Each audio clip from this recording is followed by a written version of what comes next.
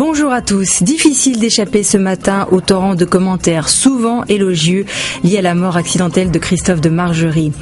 Pour Libération, l'ampleur de l'émotion suscitée par la mort du PDG de Total montre que l'homme était bien plus qu'un grand patron, plus puissant qu'un chef d'État, mais incroyablement sympathique. Margerie était un patron baroque, humain et qui plus est extrêmement lucide sur l'image déplorable que trimbalait le groupe en France. Un groupe que cette mort brutale va déstabiliser, estime Le Monde.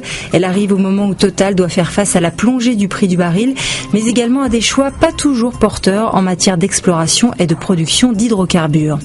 Dans le concert de louanges, on notera la voix, certes prévisible, mais discordante de l'humanité, qui consacre une seule demi-page à ce patron courtois mais de combat. Les aspects polis du personnage ne masquaient pas le militant patronal, acteur du MEDEF, qui ne faisait guère mystère de ses idées très libérales, écrit ainsi Gérard Rossi. Derrière les unes consacrées à cette disparition brutale, il y a des sujets qui entrent en résonance avec cette actualité. Interrogé dans Les Échos sur l'abandon de l'écotaxe, Nicolas Hulot parle ainsi du principe du pollueur-payeur qui vient d'être bafoué. Fallait-il renoncer au prétexte que les routiers allaient bloquer les villes ? À ce compte-là, aucun dossier écologique ne passera jamais, estime Nicolas Hulot. De son côté, Le Figaro s'intéresse à la poudrière de Calais. Les heurts se multiplient entre migrants eux-mêmes, mais aussi avec les forces de police. Une Éthiopienne de 16 ans est également morte, percutée de plein fouet, alors qu'elle voulait traverser l'autoroute pour trouver un camion qui l'emmènerait vers l'Eldorado anglais. Une tragédie humaine et une situation intenable. Les policiers tirent la sonnette d'alarme. Si aujourd'hui en France fait sa une sur l'accident d'avion qui a coûté la vie à Christophe de Margerie et aux autres passagers du Falcon, c'est un article sur les campings qui a retenu notre attention. Selon le journal, 60% d'entre eux seraient situés dans des zones à risque.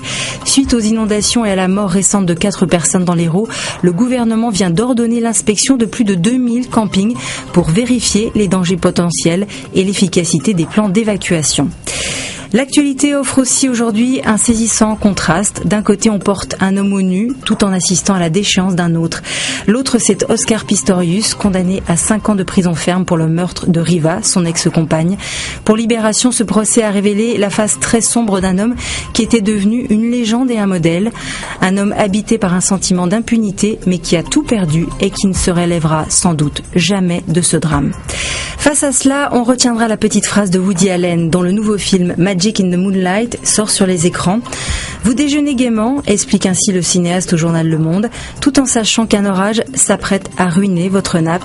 C'est une définition assez juste de la vie. On vous souhaite une journée sans orage et avec une belle nappe. À demain.